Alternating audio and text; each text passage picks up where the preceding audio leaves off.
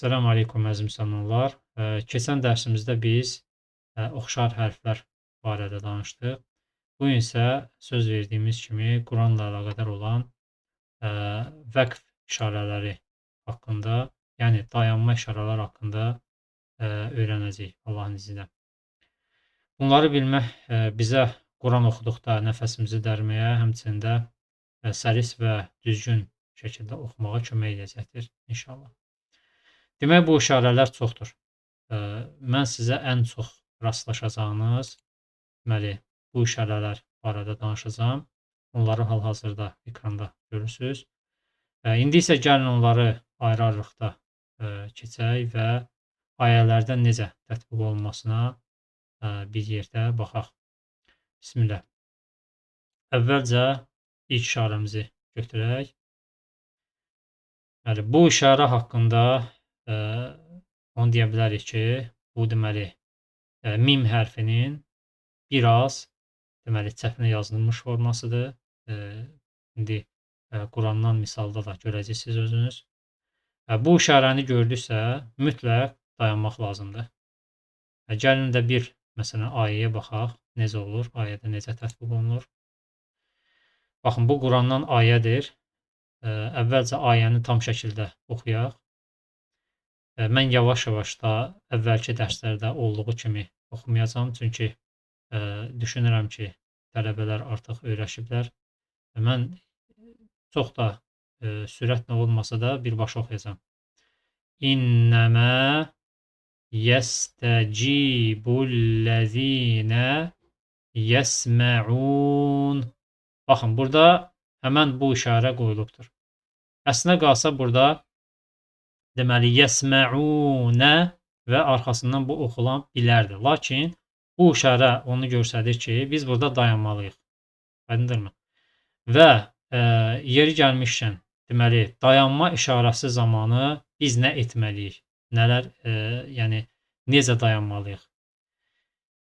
Ayələrin sonunda və yaxud da ki, ortasında dayanma lazım olduqda, gördüyümüz bu işarə kimi, məsələn, biz sonuncu sözün hərəkəsini sukunluyuruq. Yəni, sanki yəsmə'unə sözünün sonunda bir bu fəthə deyil, burada sukun dayanıbdır.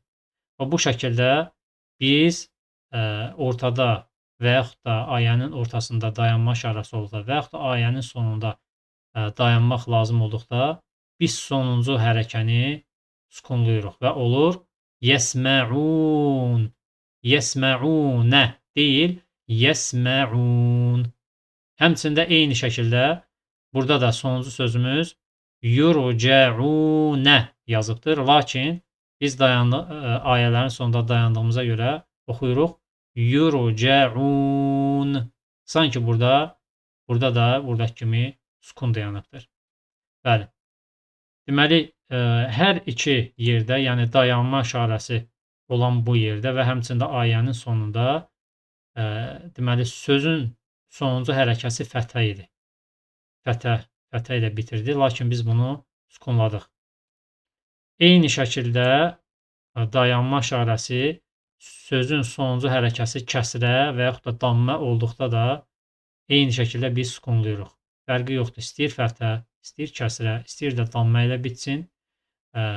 Biz o zaman əgər dayanmaq lazımdırsa, biz onun sonuncu hərəkəsini sukunluyuruq. Gəlin indi də baxaq, əgər sözün sonu kəsrə ilə və yaxud damma bitərsə, necə olacaq? Məsələn, başqa bir ayəyə baxaq. Məsələn, İxlas surəsindən məşhur ayədir. Allahus-saməd. Allahus-saməd. Məsələn, burada dəl hərfinin üzərində dammə dayanıb. Lakin, az öncə dediyimiz kimi, dammə də olsa, sözün, deməli, ayənin sonunda gələrsə, sonuncu sözün hərəkəsi sukunlaşır və olur Allahus-saməd. Baxın, bu şəkildə sukunlaşdırırıq. Və digər bir ayəyə baxaq. Burada da gördüyünüz kimi kəsrəlidir. Bu da məşhur, deməli, Nəs surəsindəndir. Qul ə'udhu bi rabbin nəs. Burada da nəs sözünün sonuncu hərəkəsi kəsrədir. Lakin dediyimiz kimi biz bunu sukunlaşdırırıq, olur Nəs. Sanki sukun dayanır. Bəli. Bundan əlavə tənvinlərdə də bu qayda keçərlidir. Yəni damməli tənvin və yaxud da kəsrəli tənvinlə olarsa, sözün sonunda yenə də biz sukunla oxuyuruq. Gəlin əvvəlcə yenə də bir misala baxaq, hərəsinə aid bir misala ki, tələbələr üçün aydın olsun. Məsələn, burada baxın, bu da yenə məşhur İxlas surəsindəndir. Qul huvallahu əhəd. Burada fikir verdinizsə, sözün sonunda damməli tənvindir. Yəni, unla bitir. Lakin biz bunu əhəd, sanki burada sukun dayanmış kimi oxuyuruq. Çünki ayənin sonudur. Başqa bir misal. Bu ayədə də deməli sözün sonuncu, ayənin sonuncu sözünün hərəkəsi kəsrəli tənvinlə bitib. Yəni inlə. Məsələn, başdan oxuyaq. Səyaslə nəran zətə ləhəb. Ləhəb. Biz burada ləhəbin demirik. Burada sukunlaşdırırıq və olur ləhəb. Ləhəbin deyil, ləhəb şəklində oxuyuruq. Aydındırmı? Deməli, dediklərimizi toparlasaq, ayənin sonuncu hərəkəsi istəyir dammə ilə, yəni ki, u şəklində bitərsə, bundan əvvəl necə idi? Baxın, dammə ilə. İstəyir kəsrə ilə bitərsə, ondan da əvvəl hələ dedik ki, fəthə ilə bitərsə, yəni fəthə, sonra dammə, sonra kəsrə, həmçində damməli tənvin, yəni unla bitərsə, həmçinin də kəsrəli tənvin, yəni inlə bitərsə, bütün bu 5 halın 5-də də ayənin sonunda əgər gələrsə və yaxud dayanma işarəsi olarsa, o zaman biz bunu sukun şəklində oxuyuruq. Yalnız bir halda, deməli, sukunla oxunmur. O da fəthəli tənvin zamanı, yəni məsələn, ən. Gəlin bunu da burada qeyd edək. Əvvəlcə yazaq. Ən və yaxud da ki, anla bitərsə, ən zaman olur. Məsələn, hər hansı bir incə hərf olarsa, deyək ki, məsələn, B hərfi. B hərfi və sonuncu ayənin sonunda bax bu şəkildə bitir. Bən. Və yaxud da məsələn üçün qafla bitir. O zaman da an şəklində oxunur. Çünki tənvinli fəthənin oxunuşu incə və yaxud qalın olması, hərfin qalın və incə olmağından asılıdır. Əgər burada bənin üzərindədirsə, onda bən şəklində oxunur. Qafın üzərindədirsə və yaxud da digər qalın hərflərin üzərindədirsə, biz onu an şəklində oxuyuruq. Əgər belə olarsa və ayənin sonunda gələrsə və yaxud da vəqf işarəsi gələrsə, bayaqlar dediyimiz mim şəklində, o zaman biz bunu uzun ə kimi və yaxud da uzun A kimi oxuyuruq. Bəli, indi isə gəlin misallara baxaq. Əvvəlcə bunları silək buradan. Məsələn, ayələrdə necə olacaq? Baxın, bu ayədə məsələn, birbaşa ayəni oxuyuram. Vəl-ədiyəti dabhə. Burada ayənin sonunda gəlibdir. Və dediyimiz kimi tənvinli fəthədir. Və hə də incə hərfdir. Olur. Dabhə. Uzun ə kimi oxuyuruq biz onu. Yəni uzun ə deyəndə çox uzatmırıq. Sadəcə olaraq 2 hərf miqdarı. Ə. Dabhə. Aydındırmı? Həmçində başqa bir ayəni misal gətirək. Məsələn, burada isə və vəsəlt nə bihi cəm'ə. Burada isə ayn hərfinə uyğun olaraq cəm'ə şəklində oxunur. Bəli. Hər iki halda tənvinli, deməli, fəthəli tənvin olarsa və ondan sonra da bir əlif gələrsə, bu əlif də gəlməsə başqa cür olacaq. Əlif gələrsə, o zaman ya uzun ə, ya da uzun A kimi tələffüz olunur. Bəli.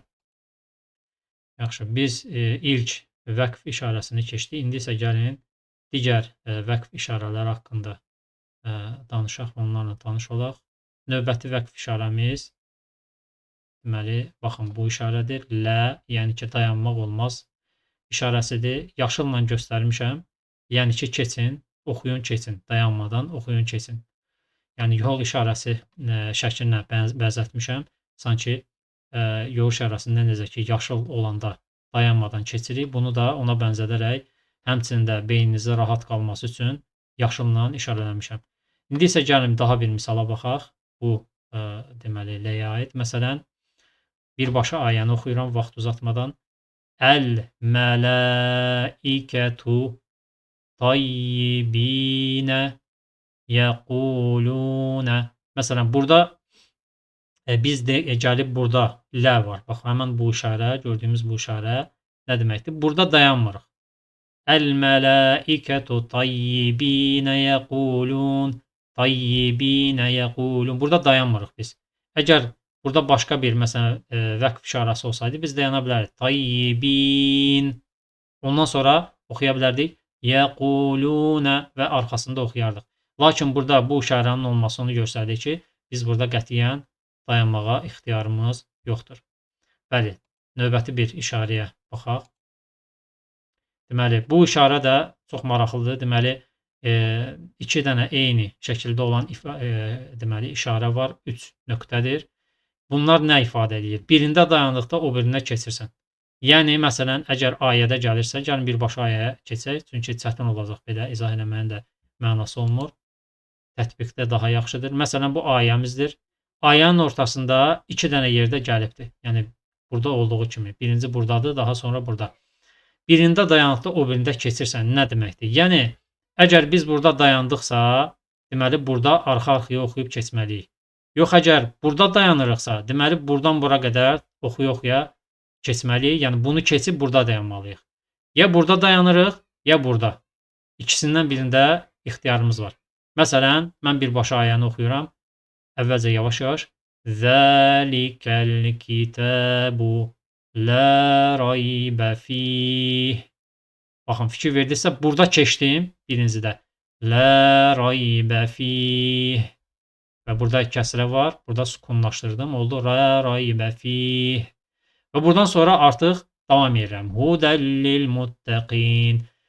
Bu birinci variantı idi. İkinci variantda isə mən burada dayanıram birincidə və burada keçirəm. Baxın. Zəlikəl kitəbu lə rayb. Lə rayb. B. Sanki burada sukun qoydum. Dayandım. Lə rayb. İndi isə buradan davam edirəm. Fihi hudəllil muttəqin. Burada isə keçdim. Yəni dayanmaq olmaz burada. Ya burada dayanıram, ya burada dayanıram. Ümid edirəm ki, aydın oldu. Əgər anlaşılmaz oldusa, bunu şərhdə yaza bilərsiniz. Ehtiyac olarsa bu mövzunu hər hansı bir video ilə daha da izah etmək olar. Lakin çalışın videonu bir dəfə də arxaya eləyin, bir dəfə də qulaq asın. Ümid edirəm ki, çətin olmaz sizin üçün. Deməli, növbəti işarəmizə baxaq. Bu işarə nədir? Bax, bu işarəni görsəniz, dayanmaq da olar, keçmək də olar. Yəni, hər iki variant sizin ixtiyarınızdadır. İstəsəniz dayanarsınız, istəsəniz keçərsiniz. Məsələn, bu ayədəki kimi. Birbaşa ayəni oxuyuram. Fətələqqa Ədəmu min Rabbihi kəlimətin fətəbə aleyh. Dayandım.